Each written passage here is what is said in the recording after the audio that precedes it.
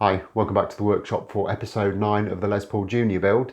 And in this episode we're going to continue with the neck fit up by cutting the tenon to fit into the neck pocket that we cut last time. Now this is a really important job and I am going to go into it in some detail, so grab yourself a brew and settle down and I'll try my best to explain it.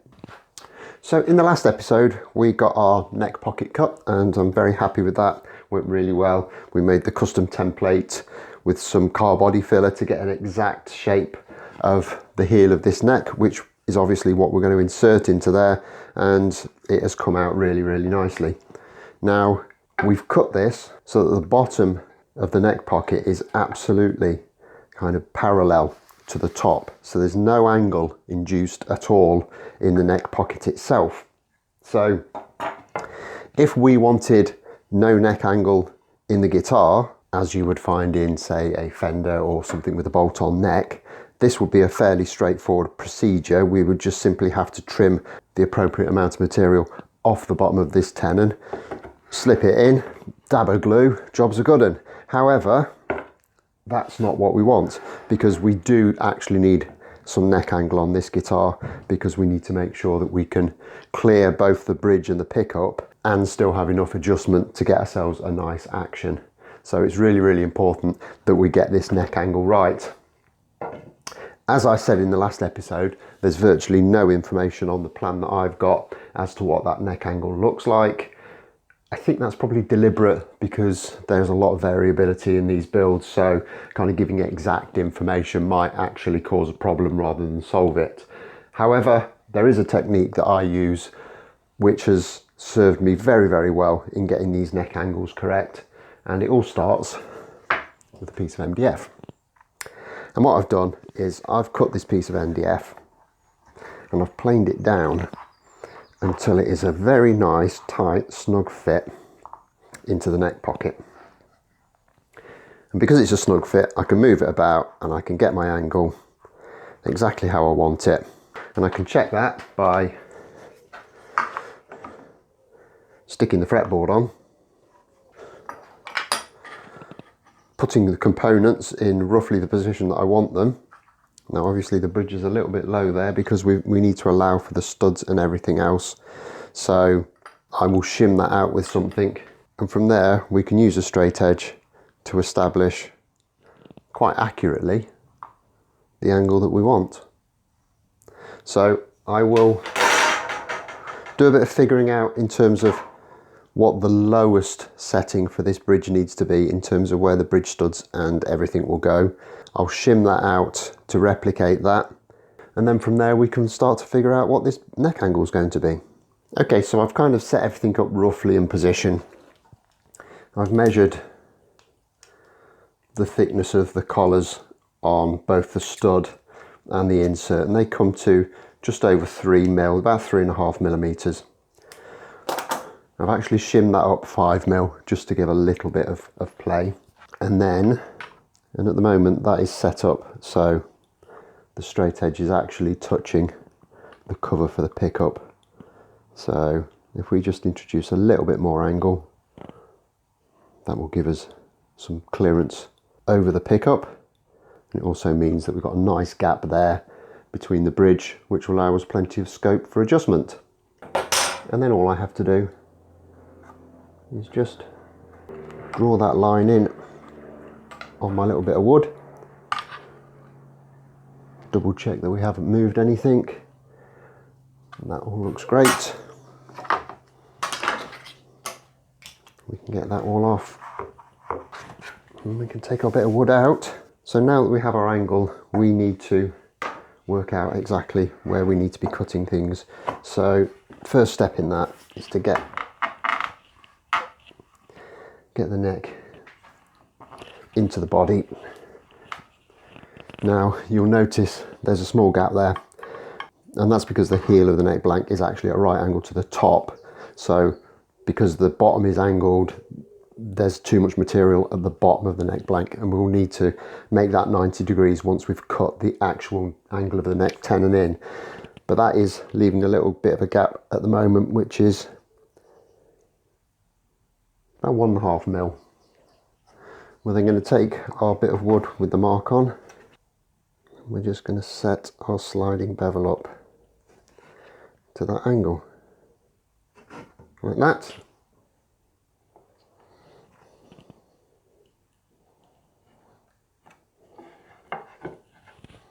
Now I've just put that into the body, and I've actually used this against the body and against the top of the neck to mark where the start point for that needs to be. However, I do need to move that forward just a little bit, so I'll move that forward about 1 mil, and we'll mark that line in.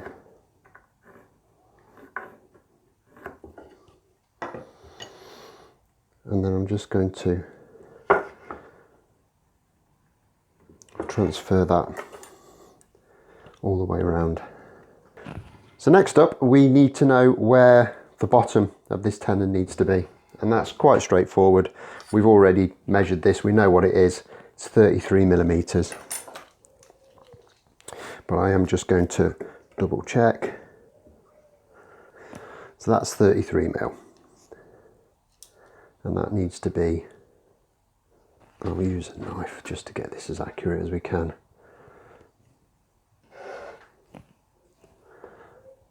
So that's 33 mil from the top of there.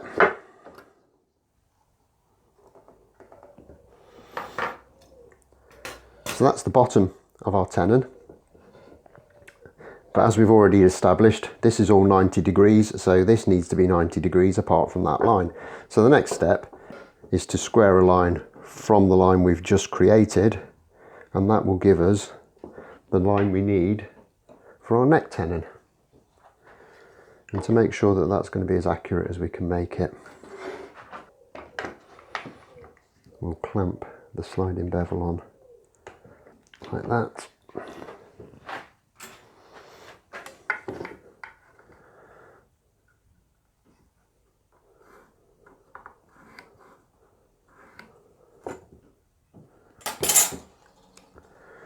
And there we have where the tenon needs to be cut. So I'll just carry those lines around everywhere else, and we can get this to the bandsaw, get it trimmed down. Okay, so that's all marked out now. I've checked it, and we're exactly where we need to be at 33 millimeters down to there. So nothing more for it.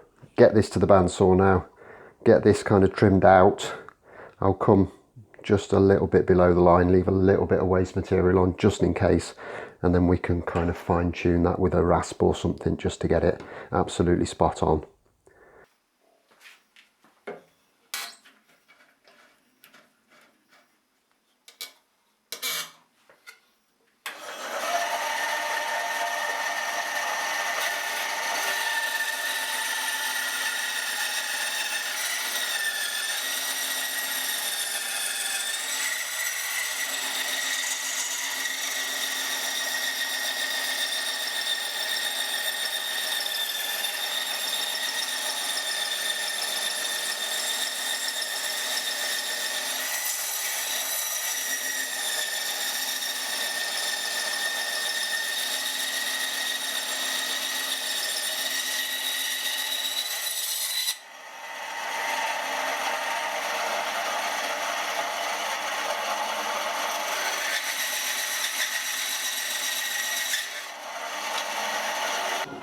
Okay, so there's the angle cut on. I've given it a very quick clean up. I might just kind of fine tune that with a plane once we kind of get a little bit closer. And fits in really nicely there. It's a tiny little bit proud, but we can get that dialed in a little bit later down the line. However, we do have quite a big gap at the back of the tenon. I want there to be a gap at the back of the tenon because it's very, very difficult to get the tenon fitting both here and where this little heel meets the body, and that's the one you're going to see. So that's the one we want to look really, really nice. And as you can see now, it's absolutely bloody miles away. And the reason for that is, I'll demonstrate this with a square. The end of the heel is square on the top, but we don't want it square on the top, we want it square to the bottom. And as you can see, there's a significant gap there. So the next step is to get this onto the disc sander We'll set this up so there's a block of wood that this can sit on that is kind of parallel to the bed of the sander, and then we'll just kind of sand this down until we get that square angle that we need there, and hopefully that should get us a lot closer to the proper fit up that we want.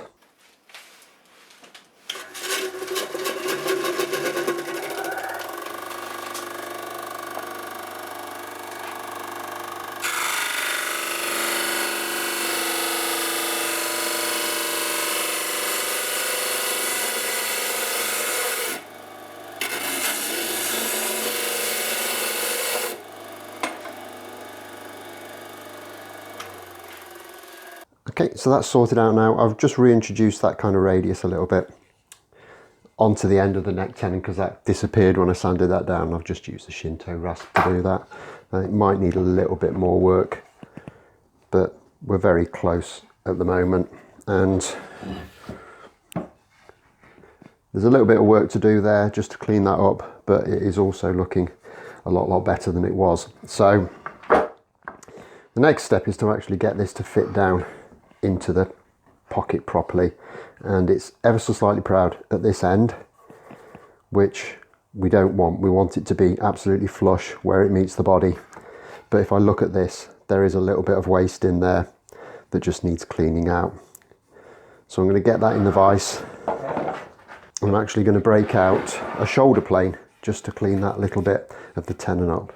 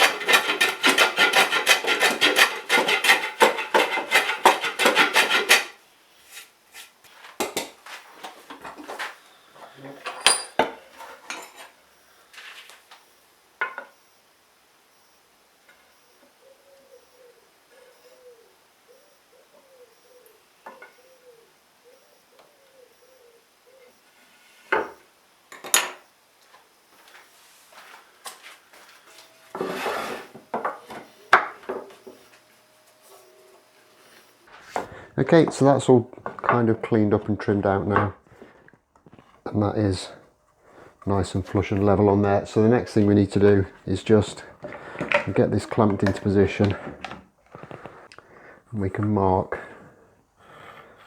roughly on there. We'll get that to the bandsaw, get that trimmed off, and that's our tenon pretty much done.